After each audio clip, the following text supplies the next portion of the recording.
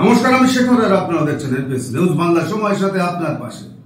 আচ্ছা বলুন তো, যে আপনার এলাকায় যদি কোনো সংগঠন, যদি কোনো মানুষ, যদি কোনো ক্লাব, কোনো প্রতিষ্ঠান এই শারীরিক, কারণ বর্তমানে মানুষের শারীরিক অবস্থা কতটা ভালো সেটা আপনারা নিশ্চয়ই জানেন, যদি কোনো অ্যাম্বুলেন্স পরিষেবার জন্য অ্যাম্বুলেন্স একটা নেওয়া হয় সাধারণ মানুষের স্বার্থে, সেটা স্বেচ্ছাসেবী সংগঠন হতে পারে, ক্লাব প্রতিষ্ঠান হতে পারে, অথবা যে কোনো মানুষের ইচ্ছা থাকলে সেটা করতে পারে, তাহলে কতটা আপনারা খুশি হবেন। রাত ভিতে মানুষ যদি শারীরিকভাবে অসুস্থ হয়, এই অ্যাম্বুলেন্সই পারে তাকে সঠিক জায়গায় পৌঁছে দিতে। তাহলে খুশি তো আপনাদের মধ্যে থাকা উচিত যে আমার এলাকায় একটা অ্যাম্বুলেন্স আছে, মানে আমাদের গর্ব। কিন্তু সেই অ্যাম্বুলেন্স যদি ভগ্নদশায় পরিণত হয়, যদি না চালানো হয়, যদি নিজেদের মধ্যে ক্যাচাকেচি গন্ডগোল, তাহলে অ্যাম্বুলেন্সটা আদৌ কি মানুষের পরিষেবায় আসতে পারবে?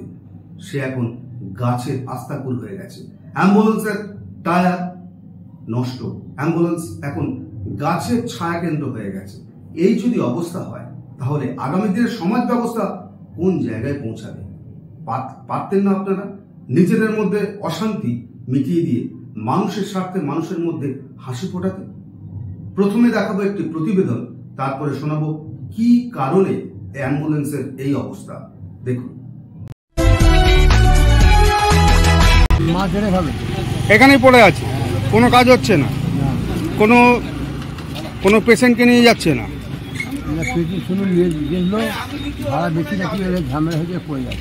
ঝামেলার জন্যই পড়ে আছে।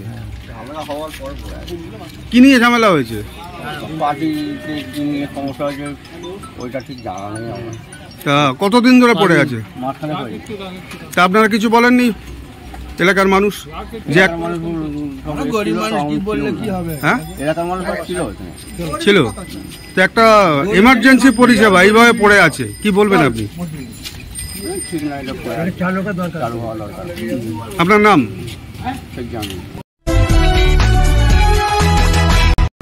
বর্তমানে সরকারের পাশাপাশি স্বেচ্ছাসেবী সংগঠন তালে তাল মিলিয়ে জনগণের সেবায় পিছিয়ে নয়, মানুষের বিপদের সাক্ষী হয়ে পুরোদমে কাজ চালিয়ে যাচ্ছে বিভিন্ন সংগঠন। এর মধ্যে একটি সংগঠন সেবার আলো সংগঠন। হাওড়া সাঁতরাগাছি থানার অন্তর্গত 2 নম্বর সুলতানপুরে শারীরিক বিপদ থেকে মানুষের পাশে দাঁড়াতে অ্যাম্বুলেন্স পরিষেবা। বিভিন্ন মানুষের কাছ থেকে অর্থ সাহায্য নিয়ে সংগঠনের এই মানবিক ইচ্ছায় বিশেষ দৃষ্টান্ত ফেলেছিল এলাকায়, কিন্তু দুর্ভাগ্য এই ইচ্ছায় জল ঢেলে দিয়েছে কিছু স্বার্থন্বেষী মানুষ। পরিষেবার জায়গায় এই অ্যাম্বুলেন্স এখন পোকামাকড় গাছের আস্থা। কেন চালানো হলো না? কেন মানুষের হাসি কেড়ে নেওয়া হলো? কেন অ্যাম্বুলেন্সের এই ভগ্নদশা? সম্ভব। Bureau report, NPS news Bangla, Santragachi, Goalberia, Howrah.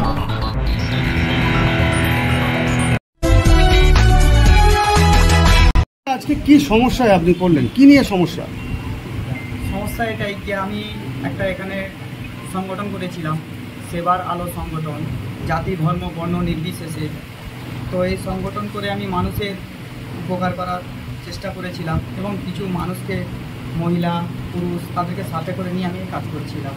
কোনো বাচ্চাকে স্কুলে অ্যাডমিশন করানো, কাউকে রাত্রিরে চিকিৎসা করানো, এই ধরনের বহু রকমের আমি কাজ করছিলাম। তো করতে গিয়ে দেখা গেল যে আমাদের এই 8টা এরিয়া আছে, সেরকম 1 নম্বর সুলতানপুর আছে, 2 নম্বর সুলতানপুর আছে, হালদারপাড়া আছে, গোয়ালবাটি আছে, হুনসানি আছে, পাটওয়ারি পাড়া আছে, এরকম 8টা এরিয়া আছে।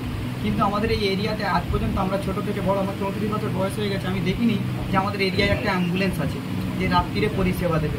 টোটোওয়ালাদের ডাকলে রাত্রিরে যেতে চায় না, হ্যাঁ, কারোর চার্জ থাকে না, এই ধরনের বহু রকমের বাহানা থাকে। তো আমি দেখলাম যে না, তাহলে একটা অ্যাম্বুলেন্সের প্রয়োজন আছে। তো আমি একটা সংগঠনের মাধ্যম দিয়ে আমি কী করলাম, অ্যাম্বুলেন্স কেনার উদ্যোগ নিলাম। আমার কমিটির সবাই মত দিল যে হ্যাঁ আমরা কিনবো, চলুন আমরা একটা অ্যাম্বুলেন্স কেনা যায়। তো আমরা একটা অ্যাম্বুলেন্স খোঁজ করতে শুরু করলাম। তো আমরা প্রত্যেকটা হসপিটালের আমরা কাছে যেতাম, আমি যেতাম, রসুলাই লস্করও যেত। তো গিয়ে দেখতাম যে অ্যাম্বুলেন্সের গায়ে যে নাম্বারটা লেখা আছে, সেই নাম্বারে আমরা ফোন করে বলতাম দাদা অ্যাম্বুলেন্স কোথাও বিক্রি আছে বা কোনো জায়গায় আছে, এরকম সন্ধান দিন। সেরকম সন্ধান পেতে পেতে আমরা ভাঙড়ে এক জায়গায় পেলাম। পাওয়ার পরে আমরা সেখানে গেলাম, গিয়ে দেখতে পেলাম যে একটা গাড়ি আছে যেটা 6000 কিলোমিটার চলেছে, কিন্তু গাড়িটা পড়ে আছে, গাড়িটার কন্ডিশন আছে পুরো নতুন।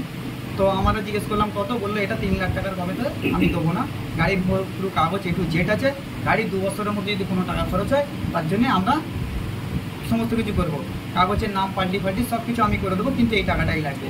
বলে আমরা কী করলাম, আমরা চলে আসলাম। আসবার পরে আমরা এখানে পরামর্শ করলাম, পরামর্শ করবার পরে আমার কমিটির সবাই আমাদের রায় দিয়েছিল, তাই তো সবাই রায় দিয়েছিল তো, সবাই রায় দিয়েছিল। সবাই রায় দেওয়ার পরে আমরা কী করলাম, ফের গেলাম, গিয়ে 30,000 টাকা দিয়ে বাইনামা করলাম। এখানে দেখুন এই বাইনামা করতে পারেন কাগজটা এখানে লেখা আছে, আপনারা দেখতে পারেন। এখানে যে বাইনামা হয়েছিল, সেই টাকাটা যে বাইনামা হয়েছিল, এই বাইনামাটা 3 লাখ টাকার গাড়ি, 30,000 টাকা বাইনামা করা হয়েছিল। বাইনামার পরে 2,70,000 টাকা বাকি ছিল। এইটা 10 দিনের মধ্যেই, মানে এই তারিখের মধ্যে না ফেরত দিলে গাড়িটা আর দেবে না আমাদেরকে। তো আমাদেরকে যখন এরকম বললো, আমরা টাকা জোগাড় করতে শুরু করলাম। শুরু করবার পরে দেখতে পেলাম যে আমরা টাকা পুরো জোগাড় করতে পারছি না। তখন কী করলাম, আমাদের কমিটিতে যতজন ছিল আমরা সমস্ত সদস্য মিলে আমরা কী করলাম, এই যে এটা মিটিং রেজুলেশন খাতা আছে, কারণ আমাদের কালেকশন হয়েছিল 1,24,000 টাকা। তাহলে 1,24,000 টাকা কালেকশন হয়, তাহলে বাকি টাকা আমাদের কোত্থেকে আসবে?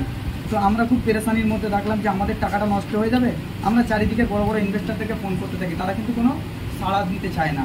তো লাস্টে বেলা আমরা দেখতে পেলাম যে আমাদের যারা কমিটিতে আছে তারা সবাই মিলে বললো আমরা অর্থ ধার দেবো। তো যেরকম খলিলুল্লাহ 25,000 টাকা ধার দিয়েছে, কামরুদ্দিন কামরুদ্দিন টাকা ধার দিয়েছে 38,000 টাকা, আসলাম ভাই রশিদার সাথে যে নিয়ে এসেছিলো 10,000 টাকা ধার দিয়েছিল, বাকি সাঁতরা দিয়েছিল 10,000 টাকা, শহীদুল ভাই দিয়েছিল 10,000 টাকা, আসাদা যে আমাদের ক্যাশিয়ার ছিল উনি দিয়েছে 10,000 টাকা। তারপরে আমার নিজস্ব টাকা চলে গেছে 60,000 টাকা, আরেকজন আছে তার টাকা গেছে 34,000 টাকা। তো আমরা এই টোটাল টাকাটাকে আমরা ধার হিসাবে নিই, যে আমাদের অ্যাম্বুলেন্সটা যখন চলে আসবে তখন কিন্তু মানুষ বুঝতে পারবে যে আমরা কাজ করছি, তখন ফের আমাদের সহযোগিতা করবে। আমরা আস্তে আস্তে কমিটির লোক, তো এই টাকাটাকে আমরা সবাই পরিশোধ করে দেবো। এখন সমস্যা হচ্ছে যে কিছু লোক আছে যারা আমাদেরকে ছাড়ানা পয়সা দেয়নি বা সেই এরিয়া থেকে আমরা চাঁদা তুলিনি, তারা বলছে যে এখন হিসাব নিকাশ এসব ঠিক নেই, হ্যাঁ এই অ্যাম্বুলেন্সটার দাম এত হতে পারে না। আমি তাদেরকে কোর্ট পেপার দেখাচ্ছি যে কোর্ট এগ্রিমেন্ট মানে হয়েছে, কোর্ট নটারি হয়েছে, বলছে এসব আমরা মানি না, আমরা সেই ব্যক্তিটার কাছে যেতে চাই। তো সেই ব্যক্তিটার কাছে যেতে চাই, সেই ব্যক্তিটাকে আমি যখন ফোন করলাম, ফোন করার পরে উনি বললো দেখো আমার তো শরীর অসুস্থ আছে, আমি তখন আসতে পারবো না, তো আমি একটা ভিডিওর মাধ্যমে বলে দিচ্ছি, আপনারা এই ভিডিওটা সবাইকে দেখিয়ে দিন। তো বলে উনি আমাকে একটা ভিডিও এখানে পাঠিয়েছে, সেই ভিডিওটা আমি আপনাদেরকে প্রেসকে দেবো, আপনারা দেখবেন। ওই ভিডিওটা এমনি বলেছে যে আমি যা এগ্রিমেন্ট অনুযায়ী যা চুক্তিপত্র হয়েছিল, টাকা ছিল, সেবার হলো সমিতির কাছ থেকে আমি পেয়ে গেছি বুঝে। কিন্তু এখন কিছু লোক আছে যারা চারানা পয়সা দিইনি, তারা কিন্তু প্রতিবাদ করছে যে হিসাব কোথা, একটা ট্রাস্টের হিসাব কি একদম পুরো পুঙ্খানুপুঙ্খভাবে রয়েছে, একদম আমাদের কাছে পুরো হিসাব এখানে পুরো পুঙ্খানুপুঙ্খভাবে আমাদের এখানে কাগজে সব কিছু দেওয়া আছে। এখন অ্যাম্বুলেন্সের কন্ডিশন কী রয়েছে? অ্যাম্বুলেন্সের কন্ডিশন এটাই আছে যে অ্যাম্বুলেন্সটা তো আজকে বিগত 20 দিন হয়ে গেল, একটা সমস্যা খারাপ হয়েছিল। সেই 20 দিনের মধ্যে বড় মানে থানাতে যে আমাদেরকে একটা ডাক করিয়েছিল, আমরা গিয়েছিলাম, যাওয়ার পরে থানা আমাদেরকে বলেছিল যে তোমরা নিজের মতো সুষ্ঠুভাবে বসে মিটিয়ে নেবে। তো আমি একদিন কী করলাম, ওদেরকে ডেট দিলাম, তোর একটা ডেট ফেল করে, দ্বিতীয় ডেট দিলাম, দ্বিতীয় ডেটও ফেল করে। আজকে আপনাদের সামনে, আপনারা সাংবাদিক এসছেন, আপনাদের সামনেও কিন্তু ওরা ডেট ফেল করে দিয়ে ফের একটা ডেট নিয়ে চলে গেল। এই ডেট নেওয়ার মাধ্যমে কিন্তু আপনারা অ্যাম্বুলেন্সটাকে গিয়ে এখন দেখতে পারেন যে অ্যাম্বুলেন্সটার চাকা তো দূরের কথা, বডির মধ্যেও গাছ উঠে গেছে। তাহলে যে মানুষকে যে পরিষেবা দিচ্ছিল রাত্রিরে, আপনারা দেখতে পাবেন এএমপি নিউজে হয়তো দেখতে পাবেন যে এই এলাকার পুরো তদন্ত করেছিল উনি, করে উনি বলেছে, উনি তদন্ত করে দেখেছে যে আমি রাত্রিরে কতজনকে ফ্রিতে নিয়ে গেছি, রাত্রিরে কতজনকে 300 টাকায় নিয়ে গেছি, বা রাত্রিরে এরকম তারা আছে যার কোনো পয়সাই নেই অথচ পয়সা দিয়ে ভর্তি করেছি, গ্রামবাসী সাক্ষ্য দিয়েছে। আর ওই নিউজ চ্যানেলের মধ্যে আপনারা দেখতে পারেন। তো এই ধরনের আমি যখন কাজ করছি, হয়তো কিছু লোকের কষ্ট হচ্ছে, কারণ তারা তো কোনো কাজ করে না। তারা কি করে না, তারা এই রকমই ধরনের পেরেশানি করে। আপনি কি বলবেন এই বিষয়ে? প্রশাসন কি বলছে? প্রশাসন বলতে চাইছে, আজকেও আমি হিসাব দিতে বসেছিলাম, আজকেও ওরা ডেট নিয়ে চলে গেল। আগের দিনেও যে আমরা হিসাব দিতে বসছিলাম, সেখানে 200 লোককে জমায়েত করেছিল, বাধ্য হয়ে আমাকে প্রশাসনকে ডাকতে হয়েছিল। তো এরকম তারা যখনই আমি হিসাব দিতে বসি, তখনই দেখুন আমি যদি ভুল থাকতাম আমি হিসাব দিতে বসতাম না, বা আমি এই প্রেস মেকারকে ডাকতাম না যে আমি হিসাব দেবো, আসুন না আপনারা। আমি যদি ভুল থাকতাম আমি বলতাম যে দাদা আমি অন্য জায়গায় যাচ্ছি, এখন আমার সময় হয়ে আমি এখন চাইছি এটাই যে আমাদের যে অ্যাম্বুলেন্সটা আছে, এই অ্যাম্বুলেন্সটাকে এখন ফের নতুন করে এর যে চাকাটাকে নষ্ট হয়ে গেছে, একটা চাকা করেনি, 2টো চাকা করেছে, যাতে একটা চাকা যদি করে একটা চাকাতে স্টেপনি লাগিয়ে নিয়ে যাবে, এই জন্য 2টো চাকাকে এরকম করা হয়েছে। তো আমি জানি না যে এটা চলতে গিয়ে খারাপ হয়েছে না পাল্টে নিয়েছে, তো আমার ধারণা এটা পাল্টে নিয়েছে, কারণ একটা পেশেন্ট নিয়ে যেতে গিয়ে নিমতলাতে একটা চাকার এইভাবে নষ্ট হতে পারে না। ঠিক আছে, পুলিশ প্রশাসনের নজরে এনেছেন বিষয়টা? হ্যাঁ, পুলিশ প্রশাসনকে আমি আমাদের থানায় আমি পাঠিয়েছিলাম, তখন থানা বললো যে একটা ওই একই কথা যে আপনারা সুষ্ঠুভাবে বসে মিটিয়ে নিন। হ্যাঁ, আমি বলতে চাই একটাই চিজ, যে একটা ট্রাস্ট, যে ট্রাস্টের রেজিস্ট্রেশন রয়েছে, সেই ট্রাস্টের একটা হিসাব নিকাশ একটা ক্লাব নেবে, ক্লাব। তাহলে কোর্ট আমাদের মহামান্য আদালত কোথায় গেল? আমাকে যে মানে প্রত্যেক বছরে যে অডিট জমা দিতে হবে, তাহলে মহামান্য আদালতকে অডিট না জমা দিয়ে তো তাহলে আমাকে ক্লাবকে জমা দিলেই ফায়দা হবে, হ্যাঁ কি না? কারণ আমার তো প্রবলেম ক্রিয়েট করছে ক্লাব, মহামান্য আদালত তো করছে না, বা কোনো প্রশাসন তো করছে না, আমাকে করছে কি ক্লাব করছে। তাহলে আমাকে অডিট মনে হচ্ছে এখানে না জমা দিয়ে আমাকে ক্লাবে জমা দেওয়া দরকার। এটা হচ্ছে এখন তো বলে গেল আপনাদের সামনেই ক্লাব, যেহেতু আপনারা সবাই সাক্ষী রয়েছেন যে নবীন সংঘ ক্লাব বলা হয় ওটাকে, কিন্তু আদৌ নবীন সংঘ ক্লাবের সেক্রেটারি কিন্তু আমাকে একবারও বলেনি এটা। এখন যারা প্রতিবাদ করছে ওটা হচ্ছে একটা শেখপাড়ার ক্লাব, হ্যাঁ, যে ক্লাবে যারা প্রতিবাদ করেছিল, হ্যাঁ, যেরকম হচ্ছে জসিম প্রতিবাদ করেছিল, তারপরে রশিদ আলী, ওরা চাইছে যে তোমার হিসাব গন্ডগোল আছে। ক্লাবের কি আছে, তোমার সংগঠন তো আলাদা, ক্লাবের সাথে তো কোনো কিন্তু সম্পর্ক নেই। আমার এই কমিটি বা আমার বোর্ড কমিটি এখনো পর্যন্ত কেউ বলিনি যে দাদা তোমার হিসাব গন্ডগোল আছে বা আমরা বুঝতে পারছি না, আমাদেরকে বুঝিয়ে দাও।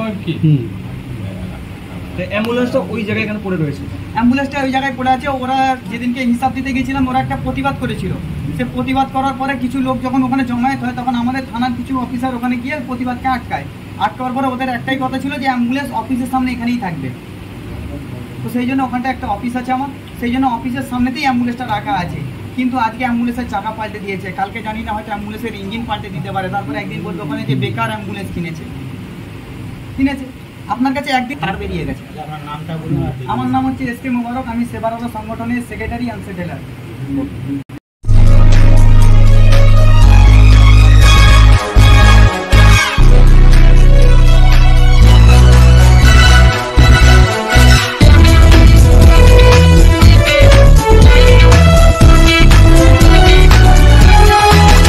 আপনারা দেখছেন এমপিএস নিউজ, সবার সাথে সবার মাঝে।